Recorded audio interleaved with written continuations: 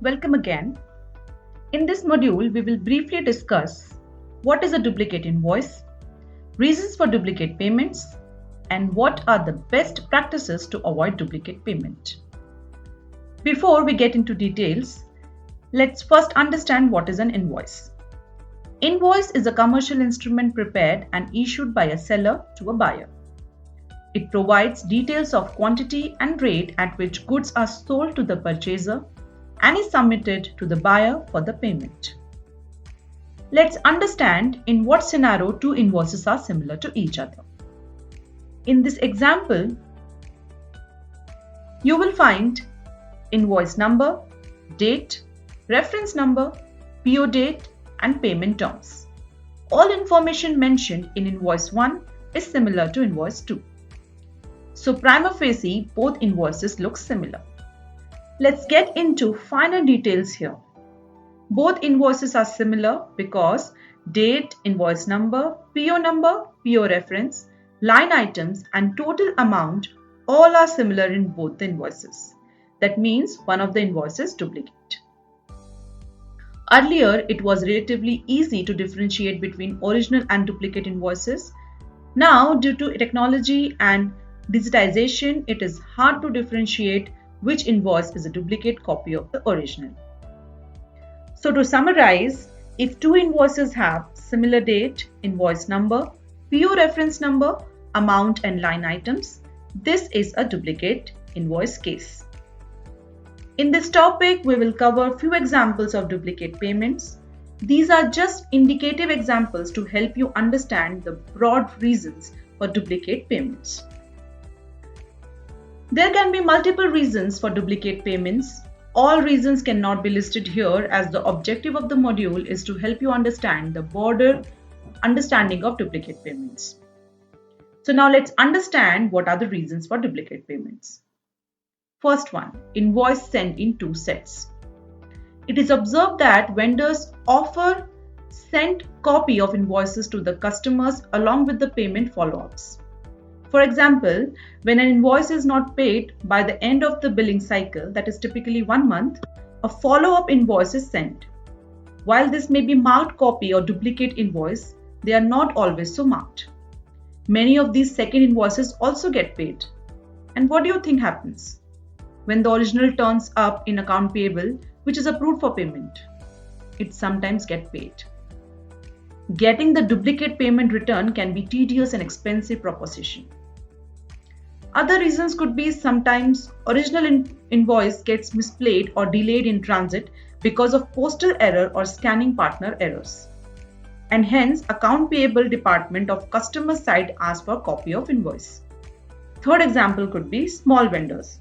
Those who do not have good controls on issuing hard and soft copy invoices, causing confusion to the customer which one to consider for payment.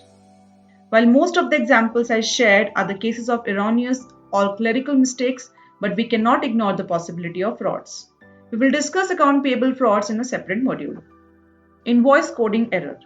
Accounting software follows the instructions. The basic controls are inbuilt in the software, not accepting same invoice number, but that can be easily bypassed or overruled by making small changes or typing the different number. For example, instead of typing invoice number 12345, invoice processor codes 12435. That is it. System will accept the invoice and will not show any error. Next would be invoices without invoice number. It is possible to receive an invoice that does not have unique identification number or invoice number. This is a basic mistake done by invoice issuer. It can cause more problems if the customers also do have any policy or process to use standard coding for such invoice.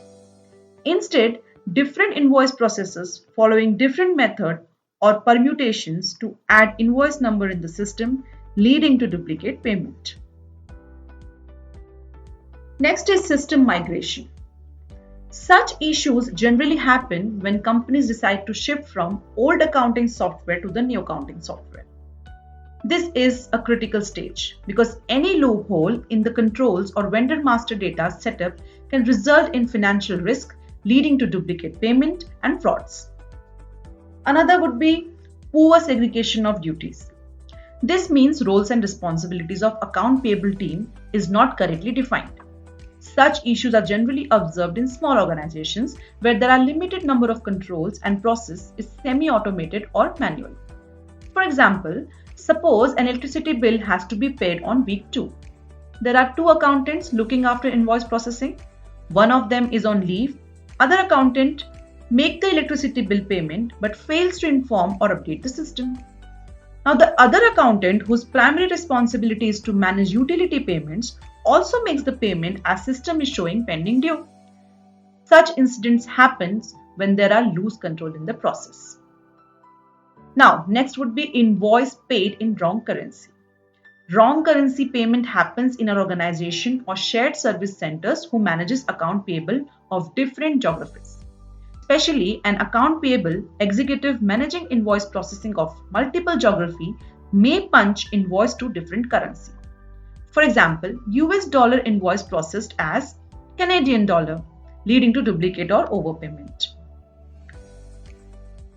Invoice processed in multiple systems is another example of duplicate payments. This generally happens if the invoice processing policy is not adhered to. Best example is invoice received at different locations and processed separately. Duplicacy could not be traced because invoice was processed through different local systems. Another example generally found in small organizations where advance paid during the transit, like fuel advance not updated in the system, does not reflect in the AP system at the time of invoice payment. Now, next is mapping of incorrect supplier. This mistake generally happens when multiple vendors have similar names, for example, Agarwal Transport Services and Agarwal Transport. Both names are similar except the last word services. There is very high probability of making payment to a wrong vendor. In another case, it can be correct vendor name but different branch or unit of the same parent group. Another would be incorrect payment amount. Accounts payable executive punches a wrong amount that is not traced in marker checker review may lead to overpayment. Now let's talk about the best practices that will help to avoid duplicate payments. I will be sharing few examples to give you an overview how duplicate payments happens and what are the possible controls. Controls and best practices to avoid duplicate payments. A. Using processing standards. It's a common issue in an organization. Account payable department believes that the other department are the cause for their mistakes.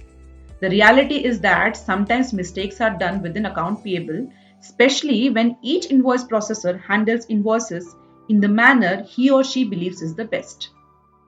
It's not that one person is doing it wrong. It's just that unless everyone processes invoice in exactly the same manner, there are going to be duplicate payments introduced. Hence, the best practices is first, develop a rigid coding standard to be used when entering data. Next, periodically review your processors to make sure they are using the prescribed standards and not shortcuts they have developed on their own. Third, the coding standard should cover every possible permutation of data entry. Here are a few issues to be addressed. The way individuals' names are entered, first name first or last name first. The way abbreviations are handled, SBI or S space B space I or S.B.I or State Bank of India. How to handle leading modifiers, the gap, use of full names or abbreviations, that is SBI or State Bank of India. Don't forget to address industry-specific issues, how to enter postal address, titles, and how to enter invoice numbers, whether to include spaces, dashes, leading zeros, etc. If you take these steps seriously and really set up rigid processes and rigid coding standards, you will almost completely eliminate duplicate payment. B. Master vendor file. The master vendor file is the repository of all significant information about the company's suppliers. It is the reference point for account payable when it comes to paying invoices, and if handled incorrectly, it can and does lead to massive problems. Now let's discuss some best practices and controls. First one, limited access to the master vendor file. Periodically disable inactive vendors in the file, but do not delete the entries as the payment history associated with that vendor needs to be retained. At many companies, once a vendor gets into its master vendor file, it stays there forever.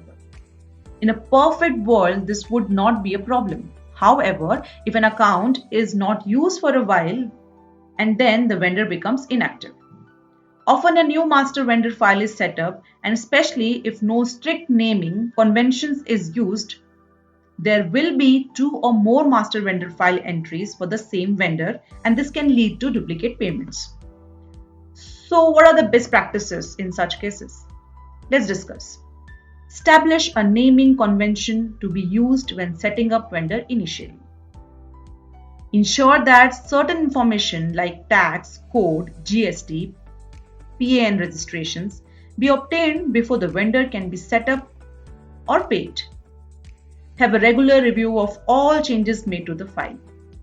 The reasons for regular review on changes made to the database is because this is most vulnerable area, as it is observed that employee has been known to go into the master vendor file to change the mailing address or divert a legitimate payment from the vendor to an unintended party, usually themselves.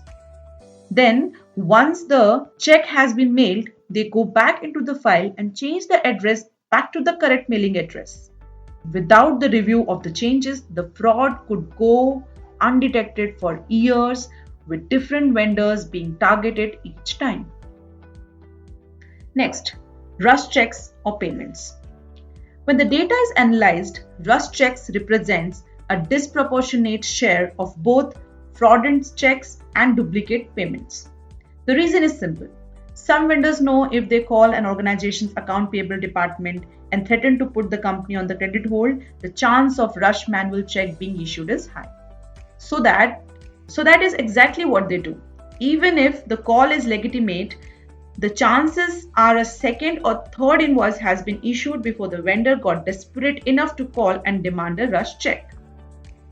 Inevitably, the original invoice eventually makes its way to account payable and sometimes get paid. Part of the reasons for this is the manual process sometimes results in records not being updated or entered correctly. So what is the best practice? Best practice is to make it really difficult for someone to get a rush check or payment.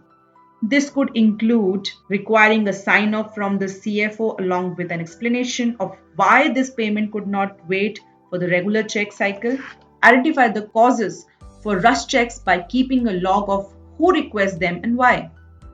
After you have a few week or months activity, you should be able to identify trends and culprits both at your company and on the outside and then fix the problem. Identify duplicate payment made with the rush or manual check. Bring this to attention of everyone involved and management. There is nothing like seeing a large dollar amount associated with rush checks to put an end to the practice. Insist on paying electronically instead of by check. When you do get a request for a rush check, insist on ACH payment. Hopefully, you will convince the recipient to be paid electronically in the future, eliminating them from future rush check pools. What we should avoid? Trusting our system. That system will not accept the duplicate invoice. Every processor knows how to play around with the invoice number. If invoice number is an editable field, ending a space, comma, dot, hyphen, or any other alphanumeric number can bypass the control and create one more invoice. Avoid non-PO invoice or rush payment. This is the most vulnerable loophole to make payment without any PO/PR control. Especially when there is an urgency from the supplier or approval authority, 100% control can be built unless the matching principles are established. Relying on the memory of processor. This is a really bad idea, primarily observed in small organizations where there are no control. An organization expects their employee to memorize or separately maintain the duplicate invoice list without any proper root cause analysis and closing the case. What works well? Three-way match No PO, no payment policy. The three-way match is a strong control feature used at most corporations. If the PO, receiving document, and approved invoice match, the item is scheduled for payment. If there are discrepancies, it should be investigated by the party in the best position to resolve them. Ensure your organization is adhering to a policy of no payment to supplier without PO, that is purchase order. Best in class AP processes. Also create a PO for utility payment and other contractual works. Full back for all the rush payments already discussed. Ensure there is full backup for all the rush payments approved by the most senior and responsible person from management and finance department. Cleansing of master database and most critical and important activity to be performed under supervision. And last but not the least, implement or establish a duplicate check process before initiating every payment. So this is an end of module duplicate payment. We will have separate module on frauds. Thank you.